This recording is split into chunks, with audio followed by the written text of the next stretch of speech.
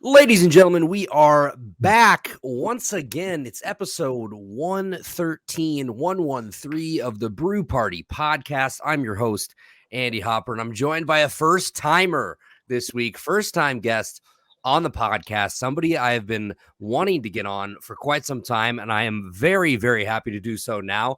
He's going to join us. We're going to talk a little bit of We're going to talk a little bit of Ravens. We're going to talk a little bit week 4 of the NFL. We're going to talk a little bit Bears as well. But from the Slickback Kickback Report and Four Corners, I believe, very, very busy man. It's Fonz De Falco. Buddy, how you doing? So happy to have you here. Andy, it is an honor to be on the Brew Party. I've been looking forward to the invite. I guess I manifested into the world. I told you this about telling the audience. It's literally like a week or so ago. I was like planning out like future guests for my podcast. And then like your name definitely popped up. And I'm like, I got to get this guy and I got to reach out to him. And lo and behold, you messaged me. You're like, hey, you want to join for this week? And I'm like, boom, it's settled. So now we got a little bit of a home and home for a future episode. But Andy, I'm honored to be here. And I've seen your past shows. Don't listen. I check in. I do my scouting. I know you say to have a drink for every guest has one. I brought it for you, a Stella Artois, one of my favorite beers. And I had to do it. I'm like, you know what? I don't really drink during the week. And I'm like, you know what? I got to do it for the Brew Party. So it's straight up to you. I very, very much appreciate that. It is always good to share an ice cold beverage and talk some sports. So quickly before we get into it, plug yourself, man. Let us know where all we can find you.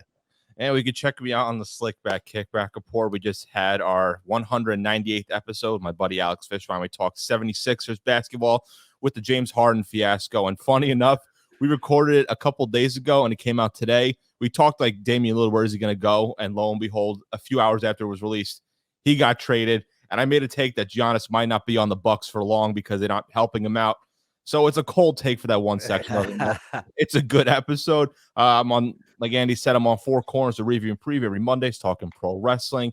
And I actually just started up another YouTube channel, Fonz Talks Jerseys, where I just strictly talk uniforms, do like the best games of the week, just on the uniforms alone, some historical stuff and everything. So Slickback Kickback Report, Four Corners, and Fonz Talks Jersey. Yeah, that's it. That's all I got. A busy man, but it's some good stuff.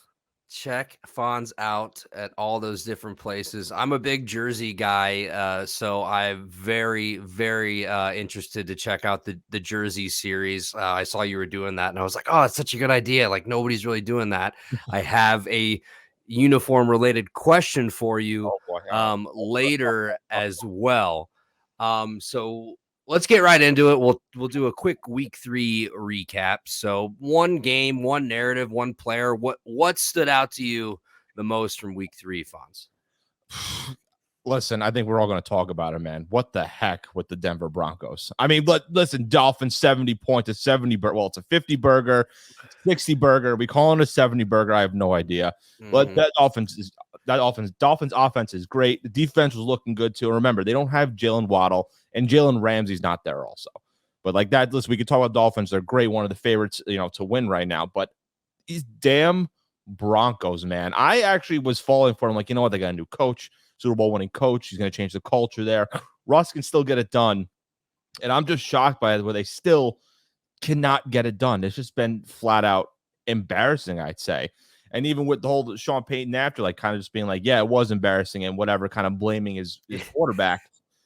It's like, dude, like, you had this whole attitude coming in.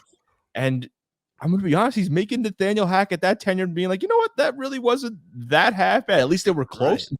At least they were close in those games. We ripped them apart, and I did too. But, man, they have not been close. I mean, except the Commanders game. But still, they look, they were Commanders running away with it. But, man, this team is on a complete downfall. And really ever since Peyton Manning left, to be honest. Like, look at the quarterback carousel that went, Trevor Siemian, New York Jet, by the way, now. Great. Paxton Lynch, Brock Osweiler, they let go, and then he came back. Joe Flacco, Teddy Bridgewater, Case Keenum, Kendall Hinton for one game because of the COVID. Hey, you know what? Listen, give credit where credit's due for that. They had so much more. I can't name off the top of my head. Brett Rippon last year, too. I thought Russell was the answer, and now I don't know if he is the answer. It's clearly not, but I just had to, with that whole thing, I'm just like, dude, Dolphins, yes, with 70 points, but the Broncos, man, of all teams it happened to, I just can't believe it with this team.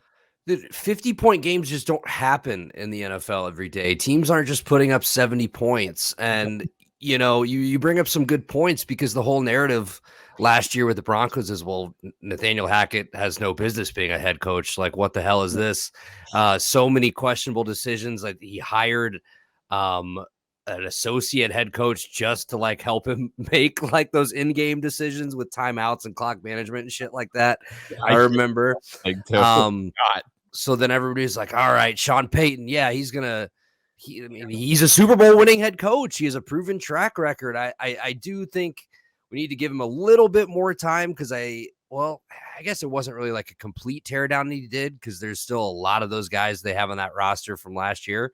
But yeah, it does not make sense. The defense looked terrible. And like you said, Jalen Waddle not out there for the Dolphins. Devin Achane, Tyreek Hill, Raheem Mostert, just absolutely incredible. Tua's the MVP favorite right now. 100%. Through 3 weeks, which is I would never have guessed that. And now, of course, the Broncos playing the Bears this week, and they are favored by 3.5. That tells you the state of the Chicago Bears franchise, that a team that just lost by 50 is favored. But anyway, that was the game I was going to bring up. Like you said, I think it's the game everybody's going to talk about. So let's talk about your team. You are a Baltimore Ravens fan. So you guys are currently sitting at 2-1. Surprising loss this last week. I was messaging in one of my Discords during the game, and I think that is the first time I've ever seen Justin Tucker miss a kick short before. It was very weird to me. Like I literally was like, "What the heck?" I was hoping there was a penalty or something. Right. I don't know. It's got to be a redone here. You know what it is, though? I'm very grateful for Tucker because there's a lot of teams that I can name off the top of my head that have had kicking problems for so long. And what's been the consistent thing, at least with the Ravens, has been a steady kicker. Justin Tucker came in there 2012 rookie year, was on that Super Bowl roster, has been consistent ever since. And it's always guaranteed within 30 yards close to the end zone. He's going to make it every single time. Like, I'm not even going to check. I'm not even going to check him. I know he's going to make it. And when I saw that mess, I'm like, oh, what is going on here? And on top it all off, Matt Gay pulls a Justin Tucker and makes 4 50-plus yard field goals like it was nothing in that type of weather. It was just one of those games, man, where it's just like not a lot of things kind of were working in favor. And it was clicking together on week 2. And I said on my podcast on week 1, it was a little rusty. We got the win, but had to get out the kinks, new offense, new coordinator. Lamar's come back from injury. Week 2 against the Bengals was looking really solid. I'm like, all right, week 3, now we're going to step up now. It's going to get a lot better. And it kind of went to that sloppy play a little bit here and there. And on defense too, letting Gardner Minshew, and I like Minshew, but letting him kind of tear up that defense there. It was just one of those weird games. And we're gonna get that. It's still early in the year. I'm not gonna go in here and say season's over, season's done, and whatever too. But it's just one of those weird weeks. But another thing I gotta highlight quickly is just I was so hoping we didn't get injuries. I was so hoping for it. We already have 7 starters injured and out. Dobbins, Marcus Williams. He might come back from a torn pec, and I don't know if he's going to be the same. Ronnie Stanley, Tyler Lindenbaum. I said Dobbins, OBJ. Like, we've had just consistent injuries. Marlon Humphrey, who hasn't played yet. It's the same. It's going to be. I don't want it to be the same thing as last year, because last year we pretty much had our whole roster of guys on IR that could have been a football team. That's right. That's all he needs to know with this team. So it's just injuries already are going to be. I hope they're not a problem, but it seems like that. But again, it's still week 3, so I'm not gonna go on and say this season's done yet.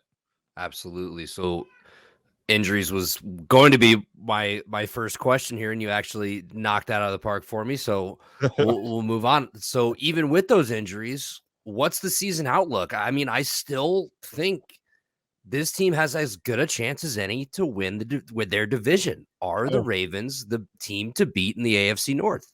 I'm not gonna lie. I did say the Bengals, like before the season, I made a prediction Bengals were gonna be the division favorites. Like, I was being realistic. I thought the Ravens definitely fight for it because always be competitive against those teams. And despite the Bengals winning against the Rams, I still believe that the Ravens are going to win this division now. They're looking really good. They're looking complete. Even with this bad game against the Colts, they did look good in here and there too. And even with some backups, it's like the next man up mentality. and they'll always be competitive throughout no matter what. Now, there's going to be some divisional games, particularly against the Steelers and Bengals, and even the Browns too. There'll always be a close matchup. But I think if we can go above 500 in division, we can easily take it. There's no question about it. My question then becomes, say we go to the wild card, depending on the standings, or the divisional round. Can we go further? Can we go to the conference championship? Can we go to the Super Bowl? Because it's a lot of, on roster, the talent's great. We haven't seen that success in the playoffs. Look what happened when they went 14-2, Lamar's MVP season. That season was the best season I saw regular season wise, not counting that Super Bowl win a few years ago. That against the Titans, it just all crumbled. And I'm like, we can do it in the regular season. What happens when we go into the later part of the season, January football? Can we have that same success? So that's my worry right now. But I still think now they're going to be the team to beat in the AFC North now, especially seeing how the Bengals have been the first couple weeks. Absolutely. The Bengals finally got it together, it felt like, against the Rams. And they have had a history in these past few years of the Zach Taylor tenure of starting slow. Buddy AJ Eder Williams from Three Man Weave joined us last week. He is a Cincy guy. So we talked a little bit about their struggles. Lamar, he is one of the best quarterbacks in the league. One of the narratives around the Ravens and around Lamar Jackson is he may not have the best receiving core. They may have not been doing their best to put weapons around him. And then I really do feel for J.K. Dobbins, man. It just feels like this guy can't stay healthy. And it's so crazy because at Ohio State, I believe he played every game. Like he didn't miss a game in his Ohio State career, gets to the NFL, gets an opportunity, and just has been just bitten by the injury bug. But this year, you guys go out and draft Zay Flowers, who people are very, very excited about. You go out and get OBJ, who of course is now hurt. Do you feel like Lamar has a few more weapons around him? Are you more comfortable with the offense? Not that you wouldn't be comfortable with it, because they would still just run it all like down your throat, basically do whatever they want in the run game. But it has to make you feel a little bit better now. They can maybe open it up a little bit, feel a little bit better about the guys catching the ball. Obviously, Mark Andrews there still as well. But so I'll circle back to the 14-2 team. Take out Mark Andrews, and we had Mark Ingram as our second leading rusher behind Lamar and everything. Do you know what our leading receivers, that wide receivers, Marquise Brown and Seth Roberts? Just going to throw it out there. Can you imagine if they had stable receivers like an OBJ, like a Zay Flowers? And I give credit to Rashad Bateman too. So now that he has those weapons to throw to, those toys to play with out there, it helps a lot. Now, OBJ was hurt, but look at that week 1 game against the Texans. He had a really good catch. And I'm not expecting him to do it every single time, but he's still capable of it. Rashad Bateman, now he's not going to be taken as the number 1 guy. Like, he's coming in slowly too. He's looking really solid. Nothing too spectacular, but he's getting there. But you mentioned Zay Flowers. Now, I'll admit, on draft night, I wasn't sure about it because look at the history of the Ravens' first round receivers. Mark Clayton so many years ago, Brashad Perryman, Hollywood Brown, even Rashad Bateman at the time. So I was like, I love Zay Flowers, but like, I just know the history of this Ravens franchise that they can't do it. Our leading receiver all time is Derek Mason. I just want to throw it out there. So we can't get solid receivers. We've had a few, but nothing like, memorable. But, he's proven me wrong, and I'm happy for it. I was like, no matter what, I'm going to root for this guy. He's proven me really wrong, and it's definitely helpful with the new offensive coordinator getting these weapons out. And I even said it too. Look at the first couple of games. He's throwing it to not just Mark Andrews and a wide receiver here and there. A week or so against the Bengals, he threw it to 8 different receivers. You don't really see Lamar doing that much, which is very helpful. We kind of need that. I don't like it when teams rely on the one guy all the time, and that was what worried me too, because you cover up Mark Andrews, who else are you going to throw it to? Now it's like, all right, we cover up Mark Andrews. Okay, Zay Flowers. You're going to cover up Zay Flowers. All right, well, OBJ can still get you a couple of catches. You cover him up. Well, we got Rashad Bateman. And then, hey, if those guys, we got someone like Isaiah Likely, who I'm really high on also. So we have all these extra weapons for him on top of the running game. Take away Dobbins, but it's okay. We got Gus Edwards, who can prove that he could still be a reliable running back. I know we signed Kenyon Drake and Melvin Gordon up to the active roster. And again, it's like 2016 all over again with these top backs back in the day. But hey, you know what? Either here nor there, running backs, you can see now, as much as they pay the running backs, they can be disposable, unfortunately, in this league. So, keep them what they have now. And again, Lamar still has his legs. So I'm just, to answer your question, though, I'm happy with this passing game, though. A lot of different options, which is what we need. Absolutely. I mean, that is a great point you just made when was the last time Lamar Jackson ever hit 8 different receivers in one game? So it is nice. It's nice to have a little bit of variety. I did see Flowers' route tree from the Colts game, and it wasn't that great. Feels like you need to he needs some deep balls. Like, let this guy, run past the DB and just throw it up to him. Let him go get it. Get him the ball in space and let him make a couple of people miss. And then obviously you want to get OBJ healthy. I've got him on a couple of fantasy teams, just fucking stashed on the bench, hoping for a bounce back year from him. But that is some great insight into the Baltimore Ravens. They've got the Browns this week, right? Yeah. We will get your thoughts on that game in just a little bit. Unfortunately, before that, this is the Chicago Bears portion of the show, so I will not blame anybody if they would like to skip through it. You can yeah, exactly. You can see from the shirt I'm repping Sell the Team. I don't know if they could get any more embarrassing, Fonz. Again, I did not think they were going to go out and just beat the Chiefs, okay? Yeah. Did I think they were going to lose 43 or whatever it was to 10? No, I did not. Did I think they were going to be down 35 points at halftime? No, I did not. Did I think Justin Fields would have completed 5 passes for 40 yards with 6 minutes left in the third quarter? Yeah, no. It's just embarrassing. I don't know if it can get any more embarrassing. I think they're the worst team in the league. The receivers can't get open. The offensive line can't block anybody. Fields is just all alone back there. I'm not saying he's not to take any of the blame here because he hasn't been great. He's been holding on to the ball really long, but I do feel like part of that is because these guys aren't getting open. They're not getting any separation. I don't know if part of it is he's waiting for these guys to be like Ohio State open, right? Where they're just like 5 yards away from the nearest guy, which that's just not happening in the National Football League. I mean, the defense is atrocious. They are giving up a first down on 60% of their third downs. So their third down conversion rate is like 60%. That's last in the league. I did not even know that. Dude, it's terrible. They can't stop a nosebleed, Fonz. And you have a defensive head coach. You passed on all these offensive guys like Brian Dable. You didn't even, you gave him an interview. Didn't even interview Mike McDaniel during that cycle. You go with Eberflus and you're comfortably trotting out the worst defense in the league every week.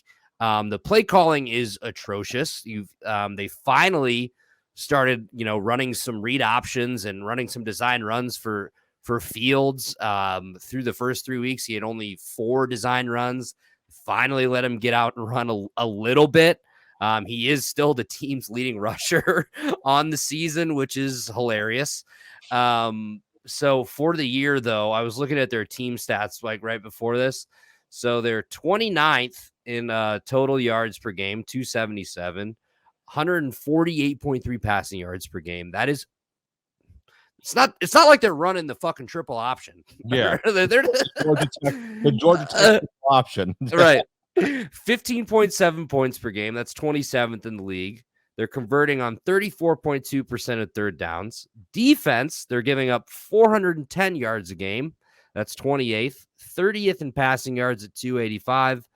121 rush yards a game. It's good for 20th, so that's not great, but could be worse.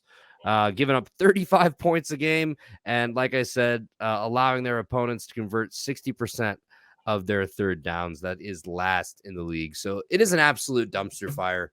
I'm worried about Justin Fields. At this point, it feels like you just tank for the number 1 overall pick.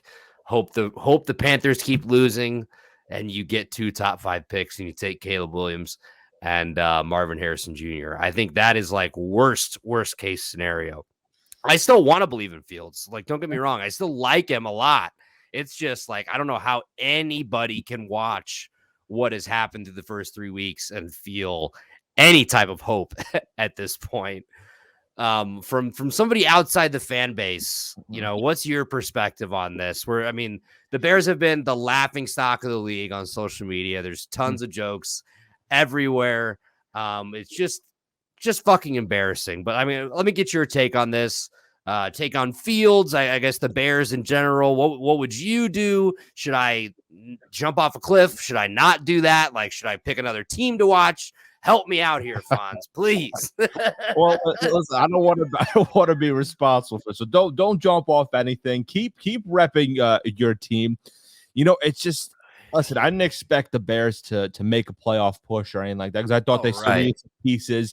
But I honestly thought with Rodgers gone and, not sure fully about the Lions and the Vikings being the Vikings, I thought you guys would be competitive in the division at least, maybe flirt with a wild card spot. Maybe the last couple weeks you get eliminated, but you're still that think of the Lions last year.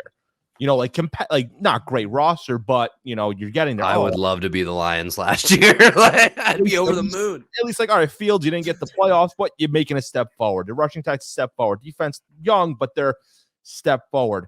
And on paper, this team, even if you say on Madden or whatever, they look like they should win more games. You know what I mean? They really should look like it. I don't know what it is. I kind of mainly blame the play calling because they're making Fields a quarterback that he's not. What is he kind of like? I'm not saying exactly like Lamar Jackson, but he kind of a little bit is, They're similar. Passing can be a little questionable, but, he's a run guy. He can use his legs when need be, and you have to call plays where he can run the ball and read option plays because it worked. Last year, I believe he had 1,000 yards last year as a rusher because he had designed plays like that, and teams couldn't stop him. It just seems like they're kind of making him more of a pocket presence quarterback, and there's been moments where isn't there like a stat where he's taken very long to let go of the ball? It's him and who else? It's him and one other quarterback are holding the ball for almost 5 seconds. But you can't do that in the NFL. You can't. I don't care how good your offensive line is. You cannot do that every single play. Exactly. I forget who exactly it is. But he is, I don't remember if he's last. If he's not last, he's second to last as far as holding the ball the longest. I'll see if I can find that. I literally just read that the other day, but keep going. But I think with your team though, this is kind of a track record with your quarterbacks. I believe when you guys, you trade up for Mitch Trubisky, you had a coach. I don't think really wanted Trubisky. I think you had a new coach. The previous coach, I forgot. I think it was it John Fox? I forgot the name, but he got before us. Before Eberflus, then Nagy. Who was before Nagy? Was it Fox? Or John Fox. Yeah. So correct me if I'm wrong. Fox came in while they had Trubisky or something along the lines like that. They didn't mesh well. They let him go. They bring Nagy in, and then Trubisky's gone, and then they have the Fields comes in, then Nagy goes, and then Eberflus comes in. So they never had a thing where it's the quarterback and coach coming together at the same time and make it work. Now, sometimes it can work if they've come from separate trees or whatever. I just don't understand what's going on with this play calling. And the defense, while it's young, it's giving a lot of points. This offense can't score. You traded your number one overall pick for DJ Moore, who I thought was one of the more underrated receivers. And I'm not blaming him. I think they're not getting him the ball enough. You traded your first overall pick for a top receiver who's been a consistent 1,000-yard receiver for the Panthers team. You're not giving him touches. You gotta give him some sort of touches. And then you I forgot the running back. You let go Montgomery. He goes to the Lions. Mm-hmm. Who's your running back? Khalil Herbert.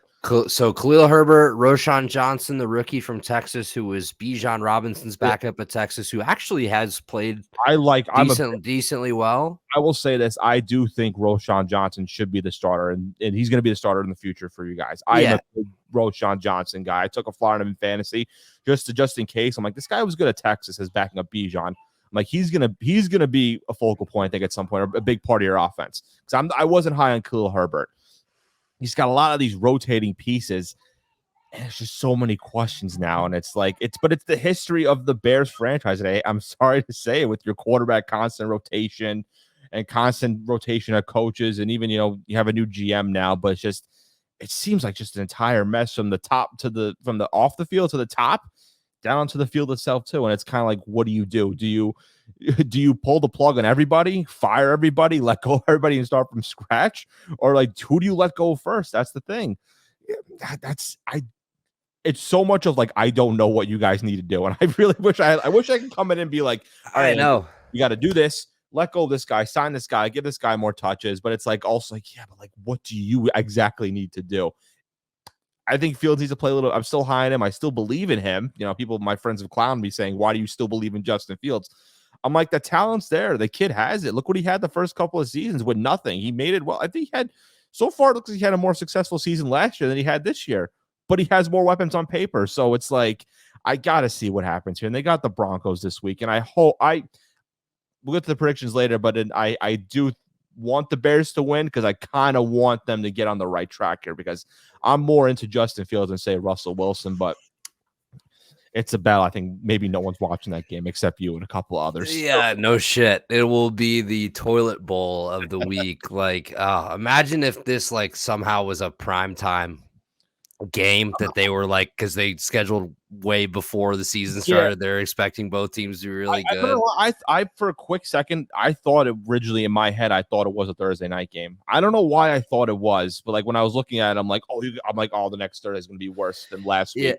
It feels like a shitty Thursday night game. Yeah, because like I looked at it, I'm like, oh, they're 1 o'clock. I'm like, they didn't change it because I thought literally like a week ago that's going to be next Thursday's game, but it's not. So, but imagine if it was, people would be rolling. And again, you can't, you know what I mean? Like, because you don't change them until like week 15, 16, all that stuff too. But absolutely. Yeah.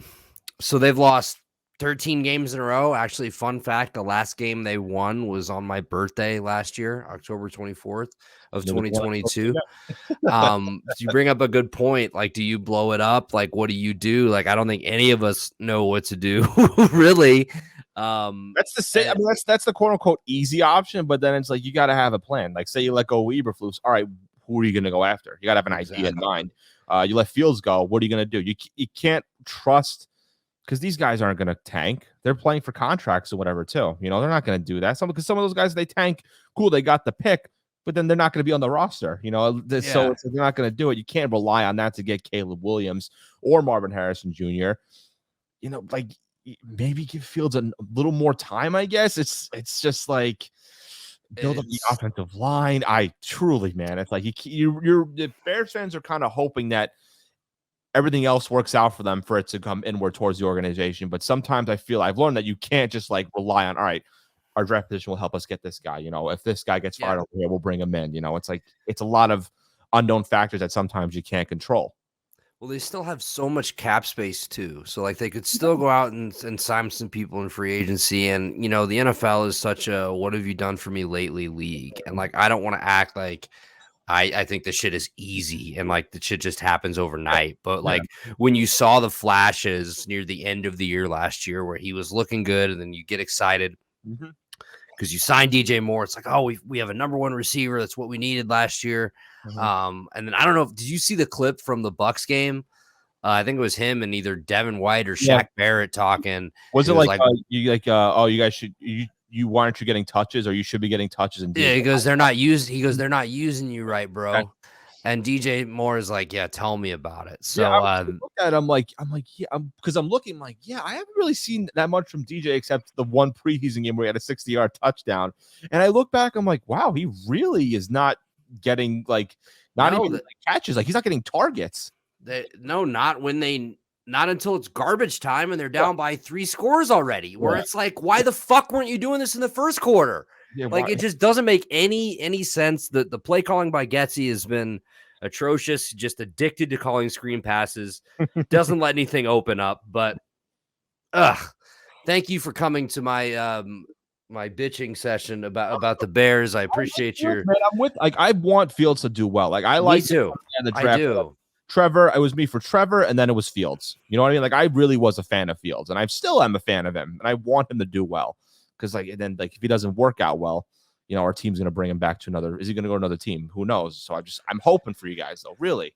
Dude, I feel like if it doesn't work out, like he ends up in like Atlanta or something like that, which actually would be really frisky. Like it'd actually be fun. I kind of would want to see that, but no, like I'm supporting the field situation because it kind of reminds me, like I said earlier, of the Lamar situation. Because when he was struggling, again, 2 different players, obviously. But Lamar had the same thing where it was like he's just a run only quarterback. He's not getting the help, but also it's on him too. Like I kind of feel it because it's like it reminds me a little bit of it too. The only difference I think is not being biased here, the Ravens seems like a little bit more of a better run organization right now Absolutely. of the Bears. But like, I just hope that it works out for him because it reminds me of the Lamar Jackson situation to an extent. Yeah, did you figure that one out all by yourself? The Ravens are run better than the Bears. They're a fucking dumpster fire, dude.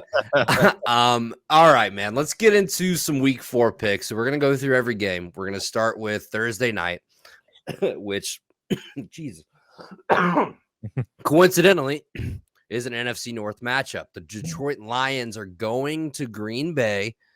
Lions getting 1.5, really close here. So 1.5 over unders at 45.5. What do you got? You got Lions, you got Packers, you like the total? Hit me.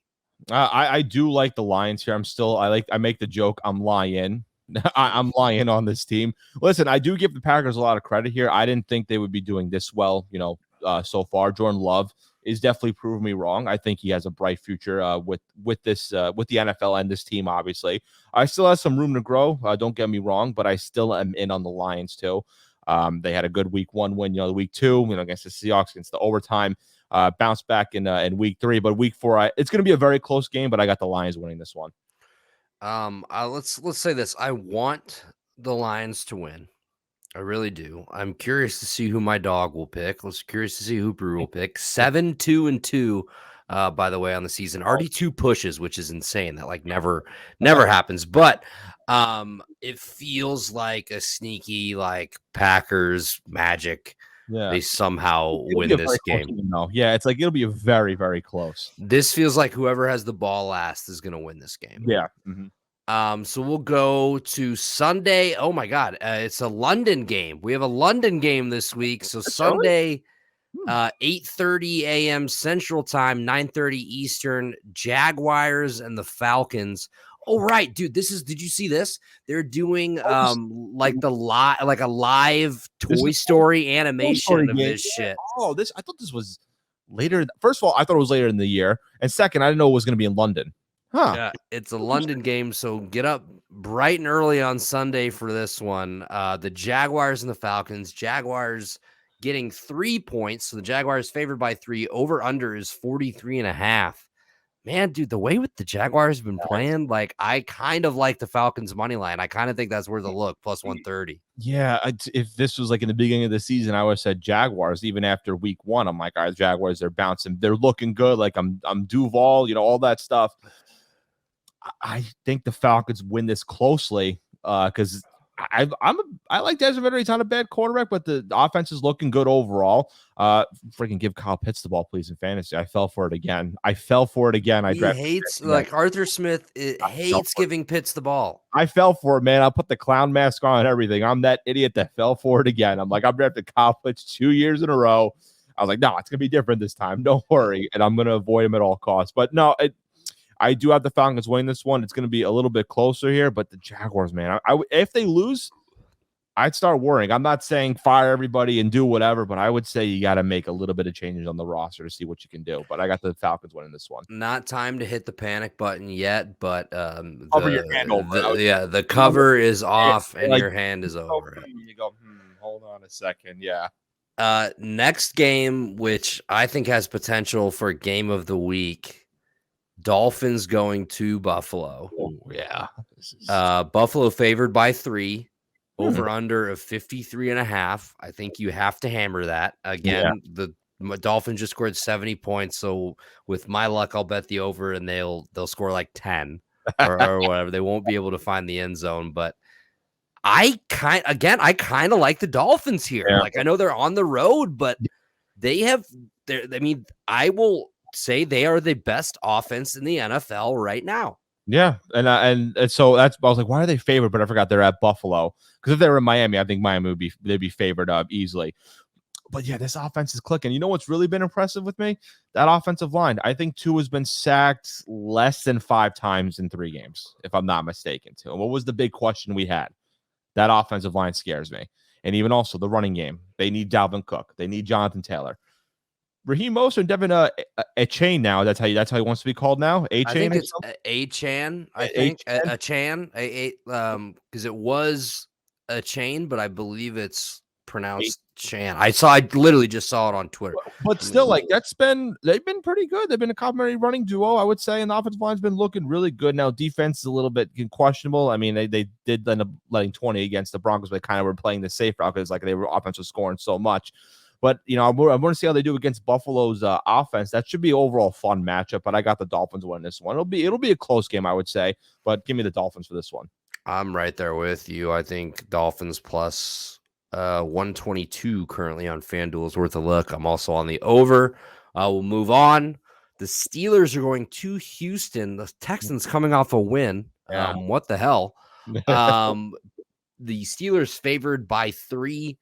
Over under is at 41.5. Steelers, like I was just talking about the Dolphins defense. The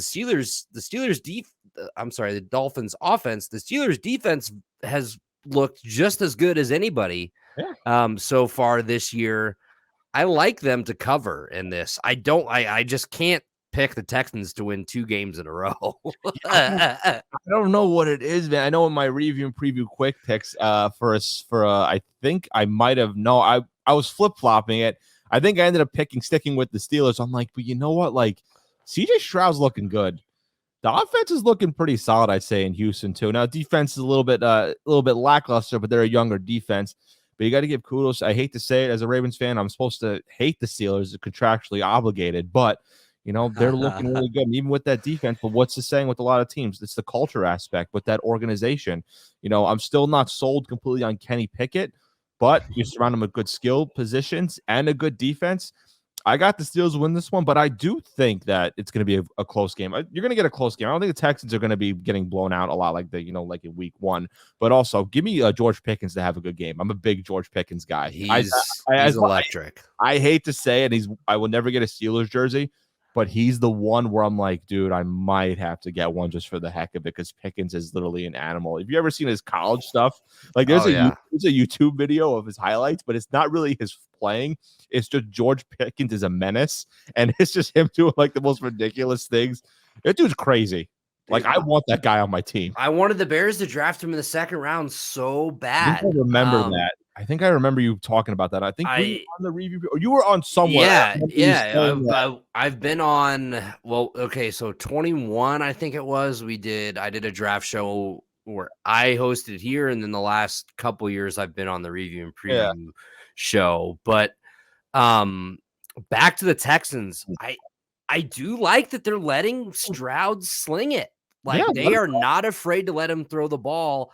I would, as a Dameon Pierce fantasy owner, like him to get a few more touches and maybe try to mix the run game in a little bit more because, you know, I like that they're letting Stroud throw it. Like he's gone for 300 plus almost every game. But he's also a rookie, and I don't know how feasible it is for him to throw the ball 50 times a game. Yeah, he's bound to get, I don't think he has a pick yet, but he's bound to get 1 or 2. And I think that's the game where you look, he might let up one against the Steelers. Absolutely.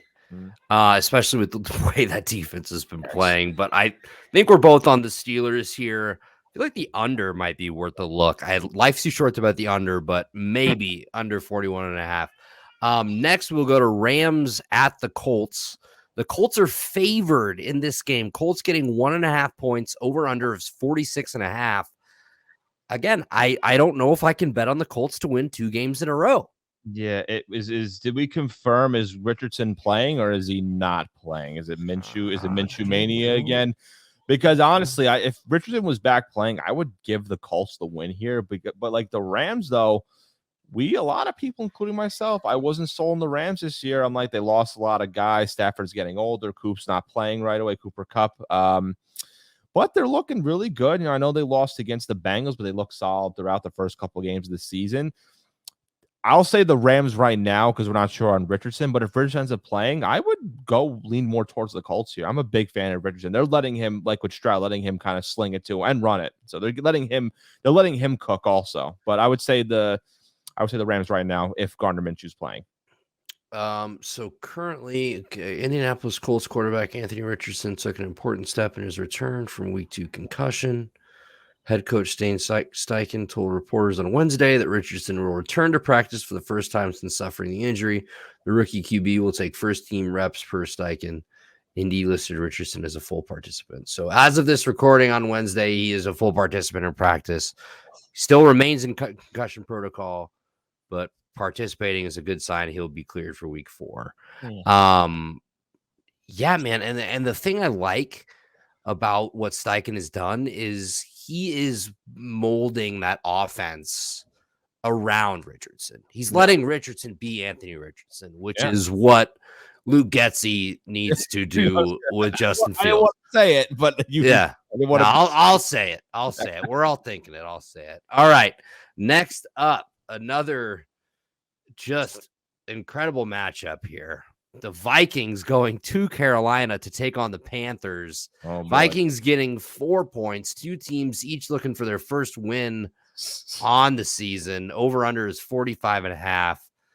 This feels like Vikings take out their frustrations type of game and finally get one. At least I'd hope. Holy shit. I love Kirk Cousins, man, especially after the quarterback show on Netflix. I want him to do well. And they got to win, right? You got to let Kirk win here.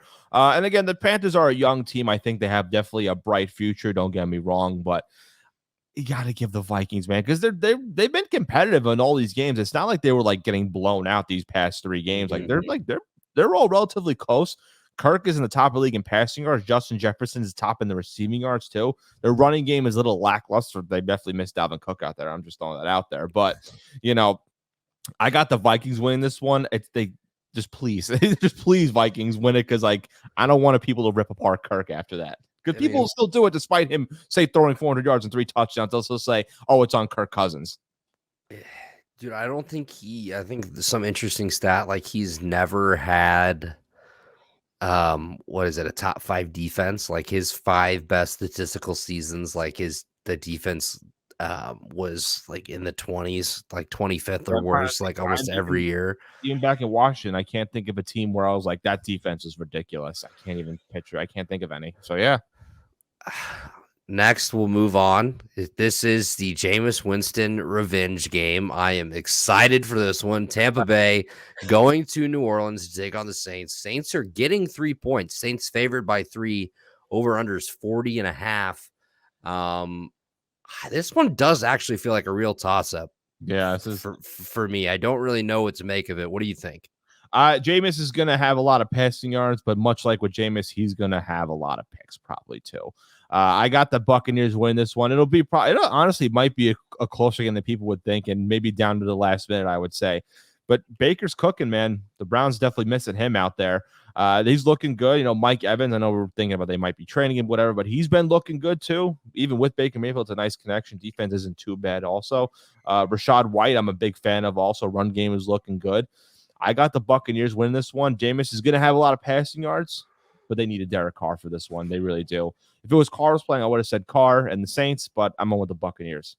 All right. I mean, I don't hate it. And the thing I like is that Baker's actually look good, because he's a guy that just has been consistently shit on. And it's nice to see those kind of guys get a win once in a while, or actually look like a serviceable quarterback. I'm going to take the Saints just because I love Jameis Winston. Like, he is, I think, the most unintentionally funny guy like in the world. Just incredible. So I'll take the Saints. We'll go head to head on this one. But I can see this one going either way. Like you said, it feels like whoever gets the ball last is going to win this one. We'll move on. The Eagles hosting the Commanders. Eagles are getting 8.5 points. Feels like a lot. Over-unders at 43.5. I say it feels like a lot, but Washington just played Buffalo, who I would put in that tier with Philly, and really couldn't do anything most of the game. Sam Howell, with his worst game as a pro. What do you think about this matchup? Yeah, that did not look good. I thought they'd be at least competitive against the Bills, like after the first couple of weeks. But they only got 3 points. Howell threw 4 picks that game? Yeah. Not look good. Eagles, man, from top to bottom, there's relatively, honestly, no weakness with this team, and I I can't even think of. Like, I generally trying to think, is there even like a legit weakness too? Because they're the next running back that stepped up, DeAndre Swift. Look at him. Because Kenneth Gainwell's out. No, DeAndre Swift, you're taking over now too. Still got Devonta Smith and AJ Brown. Jalen Hurts is looking really good also. So I got the Eagles win this one with ease.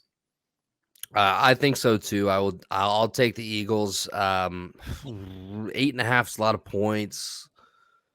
I still will lay the number. I said they've looked great. Everybody's pissed off about their push Jalen Hurts play that they use in short yardage situations. I assume they'll pull that out. If it works, it works, man. You know I mean, if legal, like, what are you gonna do about it? So the real game of the week, we gotta do this one. The Denver Broncos coming to Chicago. They're getting 3.5 points. Over unders at 46. Take the under, ladies and gentlemen. But actually, Denver's defense has been just as bad as Chicago's. So I don't know. What do you think, Fonz? Like, I don't even want to pick it. Listen, I don't want this to be a cold take or something, or it could be a scorching hot take. I don't know, but I really want the Bears to win this game. I really do, and I want Justin Fields. You know, much how you're saying that you love Jameis Winston, like I love Justin Fields. So I'm a big fan of him, and I want him to go off in this game and prove the doubters wrong. I just hope that the play calling is in his favor too.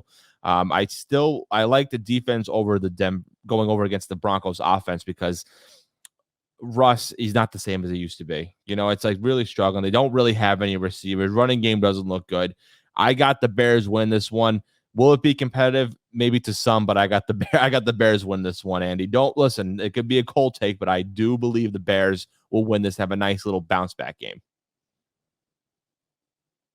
I completely hope you are right. I really do. And they are the underdog. They're 2 0-3 teams coming in. So it's not like Denver's had a bunch of success. Right. Like you said earlier in the show, they were competitive with the Commanders, but the underdog in matchups in the NFL when both teams are winless is actually pretty good. Of course, I don't remember exactly what the record is, but it's better than you would think. So I'm going to take the Bears as well, plus 3.5.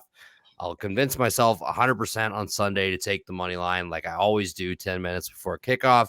And we'll see where it goes. We'll see how heartbroken I am. Next up, excited to talk about this one because we're going with your team, baby. It is the Baltimore Ravens going to Cleveland. Cleveland getting 2.5 points. They're favored. Over unders at 40.5. What do you think? Look, it's going to be a hard-nosed game between these two. Whenever the Ravens, even back when the Browns were horrible, when they always played each other, it was always a close game down to the wire, battling. Maybe a fight breaks out in here and there too. And I want to say this though. Shout out to Nick Chubb. I'm still a big fan of him. It sucks to see him not play because I would have loved to see him against the Ravens because he's one of my favorite players outside of the Ravens to watch. I'm not big on Deshaun Watson, man. He is on a big decline now. Now, Cooper, I still like Amari Cooper. He's looking really good. But give me the Ravens ones. They're going to have a nice bounce back. Lamar's have a nice bounce back game. Spread out to a bunch of other receivers, I think. So defense is going to step up nicely. But give me the Baltimore Ravens for this one. Ravens money line plus 124. I'm going to lock that in. I like that. I like it a lot. We're both on the Ravens here. Let's hope they get it done on Sunday. Next up, this is the last 12 o'clock game. So it's the Bengals are going to Nashville to take on the Titans. Bengals getting 2.5 points. Over unders at 41. Do the Bengals keep it going after that win against LA? What do you think? Here's the thing with the Titans, and I've been making this joke because Tom Scavetta knows. I always made the joke the Titans are in the mix. They're always 8-8. They win the games they're not supposed to win. They lose the games they're supposed to win. I don't know what to make of the Tennessee Titans for like the past 10, 15 years, and I still don't know to this day. For that reason, I'm going to go with the Bengals. Tannehill is really kind of on a decline now also. Listen, I still like Derrick Henry, but I don't know what this Titans team. I generally don't know. But give me the Bengals. When they had a good bounce back, I think they're going to look good. I think Burrow's calf is in question now, but they're going to win this one against the Titans, I believe. Yeah, it feels like the Bengals just needed a few weeks to kind of get right and get going. Feels like Joe is kind of feeling back to more 100%. Yeah, with the Titans, it's like you really don't know what you're going to get. Obviously, a heavy dose of Derrick Henry, but he really didn't look that great last game. Ryan Tannehill it's really hard to be high on Ryan Tannehill. He just doesn't really do it for me. I do like DeAndre Hopkins. I'm glad that he found a home there in Tennessee, but I'll agree with you. I will take the Bengals here as well. Next, we will move out to the AFC West. It is the Raiders going to LA. They're taking on the Chargers. The Chargers are 5.5-point favorites. Over unders at 48.5. And I say it all the time. If it's a Chargers game, it's going to be a one-score game. It doesn't matter if they're winning or losing. They're going to be they are addicted to losing by one score. Brandon Staley on the hot seat. They did get the win against Minnesota, despite their best efforts there at the end. They were just begging to give that game up. What are you making of this one, though? It's so weird with this Chargers team because, like a lot of other teams, on paper, they should be friggin' good. They should be at least undefeated or at least 2-1 or something here and blowing out these teams. You have one of the best quarterbacks. I know Eckler's hurt, but he's still a top back.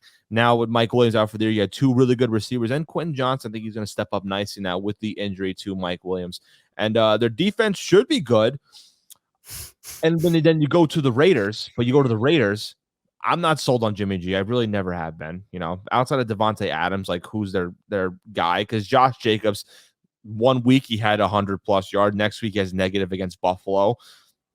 Give me the Chargers. It'll be a one-score game. But like if it was any other team except the Raiders, I would have had the other team. But like the Chargers barely scratched it with this win here. But I still think Staley's on the hot seat. Even despite if they win, I still think he's on the hot seat. I mean, there were just points of that game against Minnesota where he just looked like he was trying to get fired, like he's just over it. But yeah, I do think the Chargers win. I kind of like the Raiders to cover though. We'll go to the next one. It's Patriots at Cowboys, the Zeke revenge game. The Cowboys are getting 6.5 points. Over under is 43.5. Dallas coming off that awful loss to the Cardinals. What do you think about this one? I think it was, like I said, every team gets a bad loss in the beginning of the year. I think the Cowboys are going to bounce back nicely too. I think they're going to be fine against the Patriots. They beat the Jets last week, but they've been struggling throughout this entire year. But I still got the Cowboys to win this one. I wouldn't say a blowout, maybe one score, maybe a little bit over 7. I would say I don't know what the point spread is for that one too, but I think it's 6.5. So 6.5. I would say, yeah. I'd say a touchdown, maybe a little bit over 2, but it'll be a competitive game. But I think the Cowboys are going to bounce back after that embarrassing Josh Dobbs game. Right, the Josh Dobbs game. The Josh Dobbs game. We'll dub it that. And the Patriots with an ugly win over the Jets, which the Jets were almost this close to with that Hail Mary at the very end. So I was like, you got to be kidding. It was so close. It was like, oh my God, like Randall Cobb actually had a chance to get at getting that. And there's been a lot of talk about what's been going on in the Jets building as of late, and it's not looking great. We could talk about that when we get to the Jets game too. At that point, here we are very close to it. So speaking of the Cardinals and their big win, Cardinals going to San Francisco. This is our biggest spread of the week. The 49ers are getting 14 points. They're favored by 2 scores. Over under is 44.5. Similar to the other shitty teams that I talked about earlier, there ain't no way I can pick the Cardinals to win 2 games in a row. No, I'm going 49ers 14. That's an easy one for me. Again, it's much like the Eagles. Is there a weak point in the 49ers? Some say Brock Purdy, but I think he's been a serviceable, solid quarterback for you guys. And which again, some teams, I'm not going to say your name, but like the Jets would love to have a guy like half the talent of Brock Purdy. So give me the Niners easily. By 14, I think that's good. It feels something that's very doable. I mean, and the Niners offense, it's just stupid. They don't. They didn't have Ayuk last week, and they still put up a lot of points. They get the last pick in the draft, and like, oh yeah, we'll take a chance on this guy, and he turns out to be better than the guy you picked second overall or third overall or whenever the hell you picked Trey Lance. He is. He's thrown for over 200 yards and 2 touchdowns in like every start. And they're not asking him to do anything super crazy. Yeah, just Shanahan keeps his offense pretty simple, but fuck, dude. Like he is good for you, Purdy. But yeah, I agree. The 49ers, I don't think have any issue here. But if we have the Jobs game here, that's when I know. They go back to back. I don't even know. There's just no way. We go to Sunday night.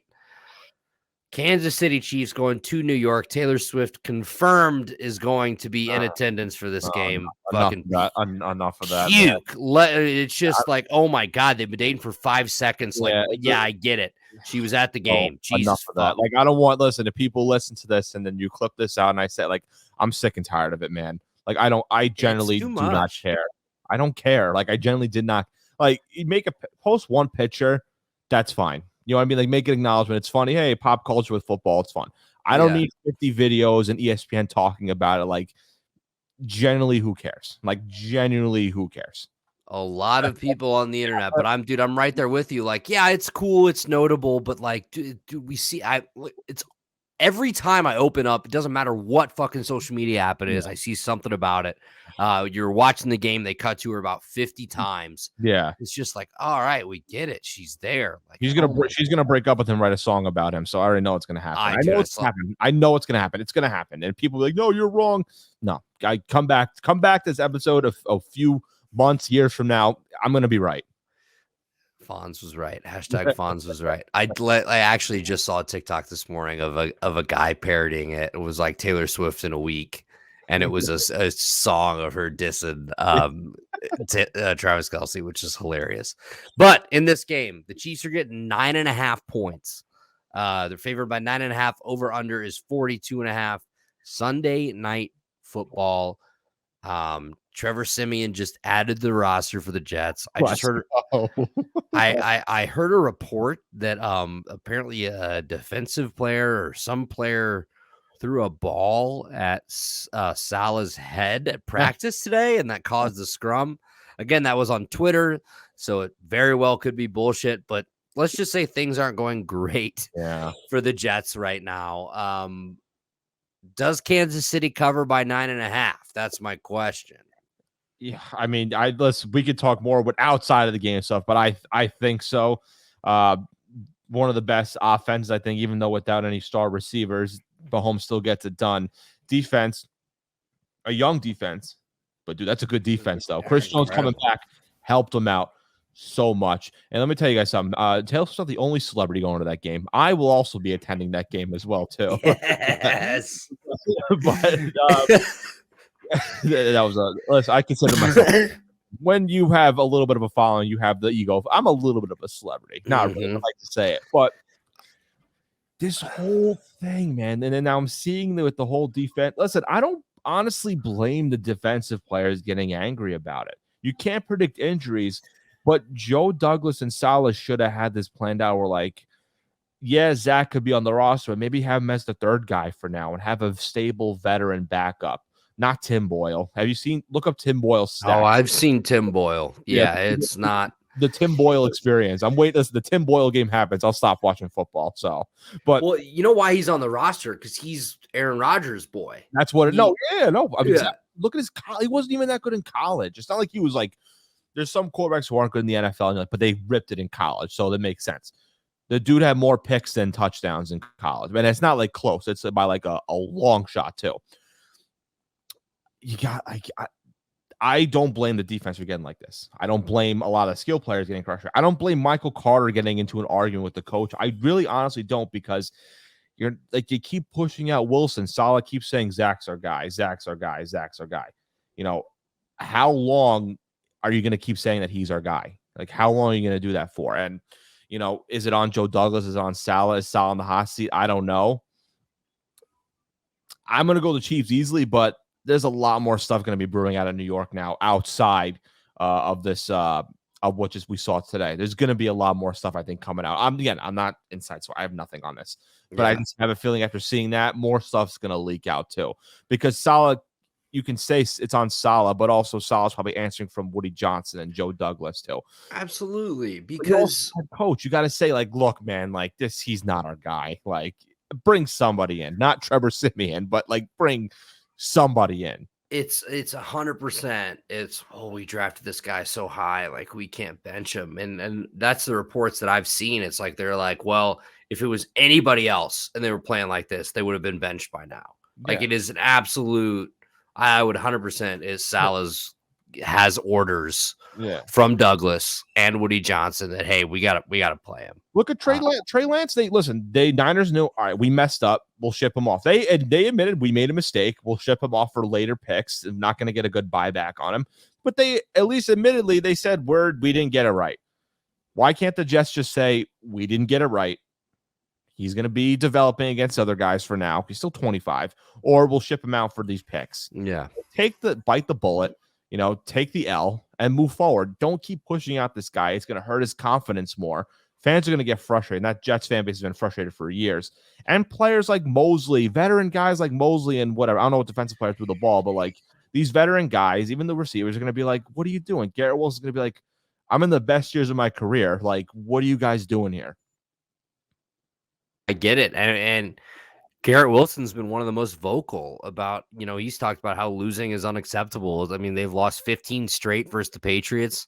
He's talking about how that's not something that I want to be doing here. You can see how he's visibly frustrated after these games, during these games. So something's got to change. I just wonder now how long it is till we see Siemian starting for the Jets, which I don't know if that's much better, but no, I think when Siemian got signed, Jets fans were like, you know what, we'll keep Zach Wilson for another week. Let's keep him for another week or two. This might be a weird prediction, but there's going to be a fight breaking out on the sidelines between skill players and Wilson or something, and play calling. Like Michael Carter was the little tip of the iceberg.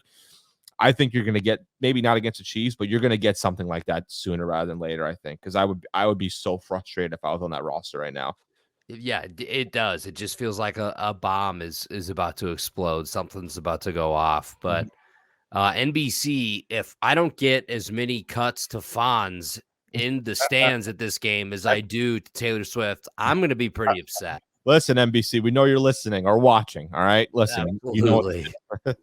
Absolutely. So our last game of the week, and then we will close it out. The Seahawks going to New York. So both primetime games at MetLife this week.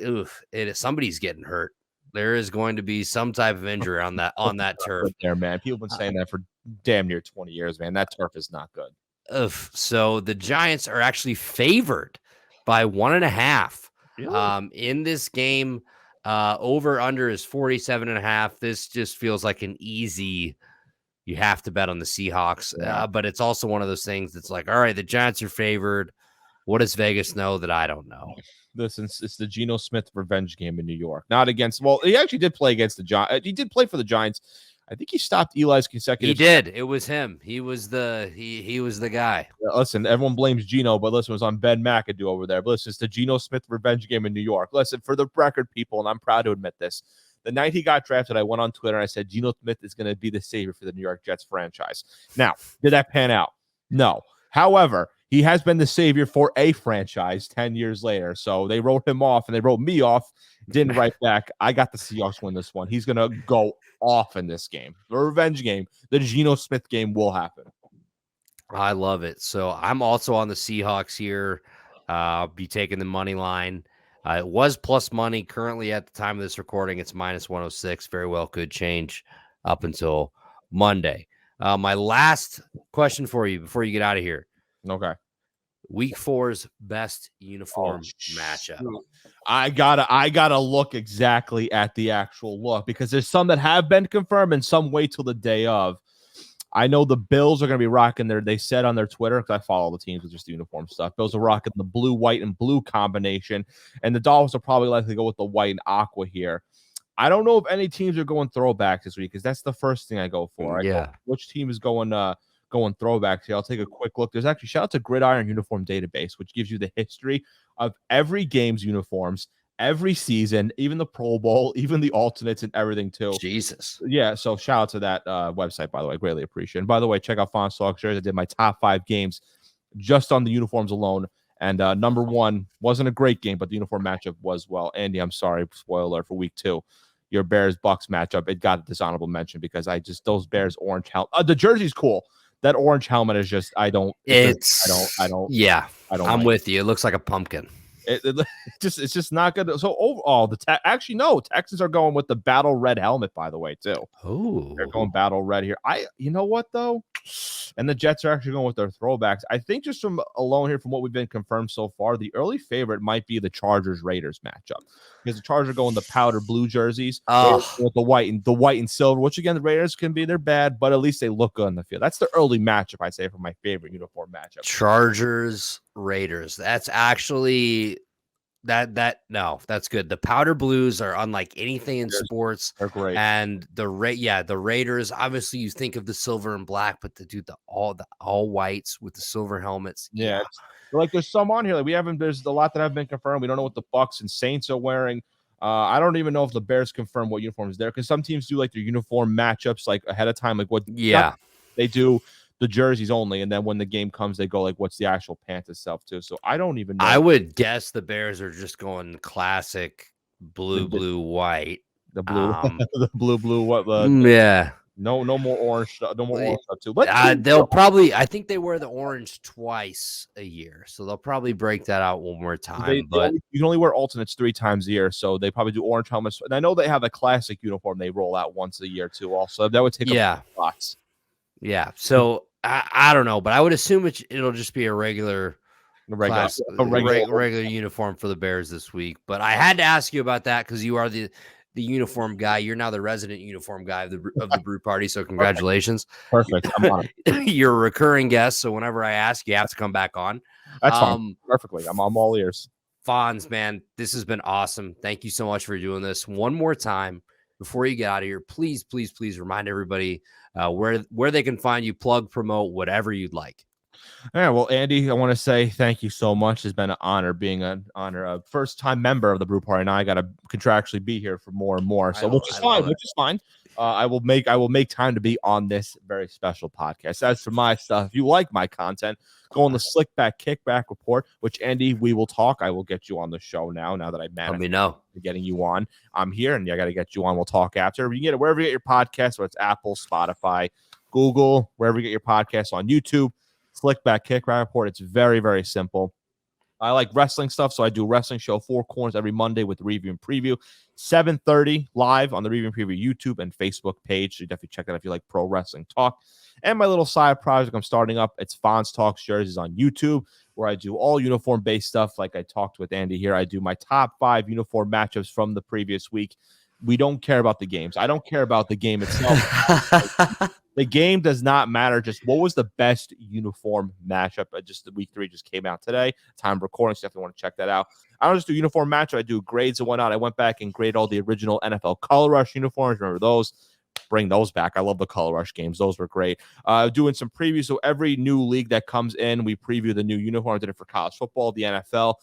Sometime next week, the NHL season. So we got a lot of new jerseys coming out. So I'm going to be grading those, give my thoughts, and a lot of other stuff. So, and on top of that, Fonz De Falco, where we get like TikTok, Instagram, X, Twitter. I don't even know what it's called now. I still call it Twitter. If you just type in Fonz De Falco, you'll find me somewhere on any social media platform because I'm somewhat famous now. I'm just saying it's the NBC to get me on the spot.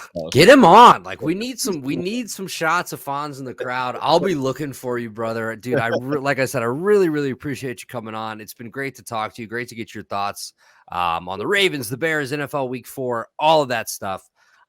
Before you guys get out of here, please, I'm going to remind you, we are at the Brew Party on Twitter, Instagram, TikTok, at the Brew Party Podcast on Facebook. We're on Apple, Spotify, Google, wherever you get your podcasts. Just search the Brew Party, youtube.com/the Brew Party. If you're watching us there, like this video, comment, tell us who you like for week 4. Tell us who your favorite team is. Tell us what you want to see next.